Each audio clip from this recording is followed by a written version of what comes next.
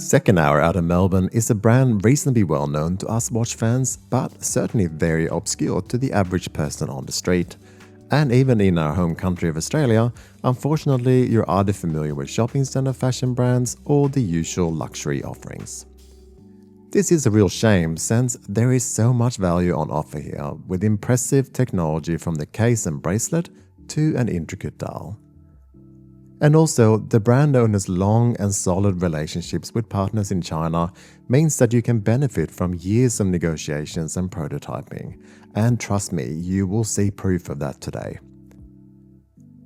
Before we bring out the violins here about the little guys fighting giants, let's remember that if there was a flagship model for Second Hour, this would be it.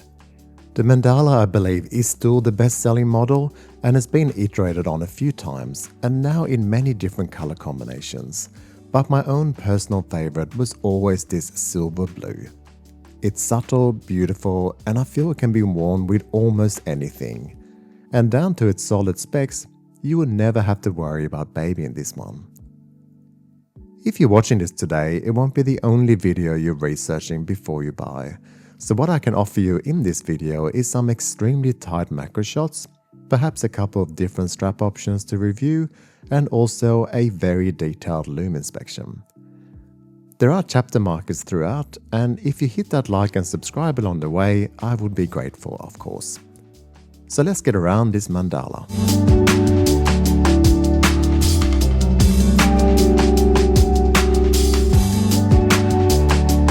We get a nice watch case for the Mandala with a proper 2-year warranty card and a nice touch of a screwdriver included to adjust the bracelet.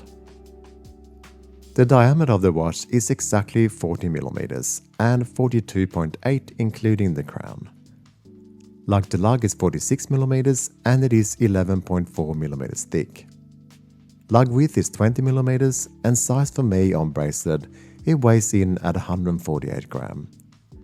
A 100-meter water resistance means zero worries for most of the things we all get up to in our lives.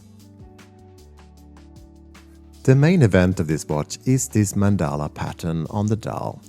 And let me tell you, there is no hiding from my macro lenses, and even the most priciest of watches reveals so much close-up. Check out this Rolex celebration video for instance. This one is utterly incredible up close with every little shape simply spot on. I found one tiny flaw, but when I tried to relocate it on the loop, I couldn't. It's not just the pattern either, the frame around the indices and the separation to the rehort is equally as astonishing in how it incorporates with the pattern. No strange edges, cuts or obvious corners cut. This also applies to how the logo sits within the pattern, and even with the unusual typeface for the model name, which could be a recipe for disaster to be honest, it also works. The indices are absolutely flawless, the hands are ridiculously crisp, and I simply can't state how good this is having handled hundreds of watches of all price ranges. It's probably about now you're wondering how much Peter and Akira at Second Hour is paying me to say this, and that's when I state that this is on loan and it will go on to the next reviewer, so no, I simply stated how it is here. If you like this watch design, you are buying something with quality that would not be out of place at 10 times the price, seriously. This rehort is equally good, and really the only thing I can complain about are the stupid date wheels of Miyota movements.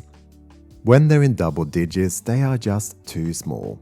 But at least when seated this close to the framed date window and not deeply hidden as per the norm lately in what's come and gone at my house, at least you have a sporting chance of telling somebody that it's the 13th and they should stay in bed. The fixed polished dial may stay that way since the watch is hardened to 1200 Vickers and it's also holding a flat sapphire crystal with a beveled edge cut, including 6 layers of internal anti-reflective coating. The downward sloping lugs with their polished and brushed details appear slim, and their transition into the hefty crown guards that protect this crown is flawless. The screw-down crown has these little micro knurls that makes it surprisingly easy to grip, and it's also signed as you'd expect. Turning this over, you get another sapphire crystal, and an enormous one at that, showing off this Miyota 9015 automatic caliber with 24 joules, a 42-hour power reserve, and a rather lovely custom rotor. It's a big window too, so you'll easily catch a glance every time this watch comes on and off. The bracelet is another ridiculously good number. I'm not a huge fan of polished links myself, and I also very much prefer a taper that goes from 20 to 16 and not to 18 like with this one if they are to stay on my watches. That said, this custom 7-link stainless steel bracelet with solid end links is another extremely well made and solid example of Peter the engineer's demands for quality. As mentioned, we get screw pins construction for secure adjustments, and it's also a milled design clasp with push button micro adjustment. It is a very pretty bracelet and comes across as such, but thanks to the quick release spring bars built in, if you, like me, like to dress it down on occasion, that's very easy and there are some fun options available. Let's have a look.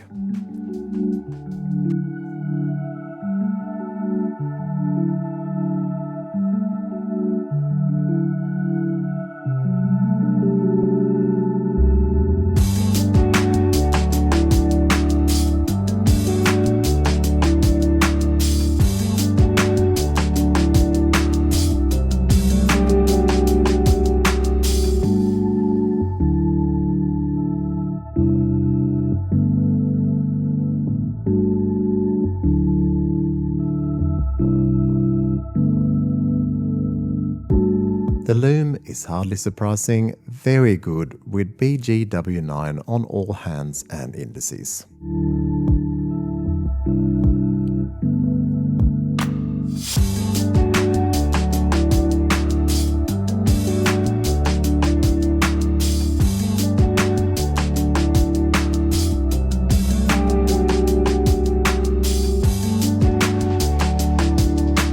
I have filmed and photographed for my website a lot of watches from Second Hour over the years, and this is easily the highest quality to date.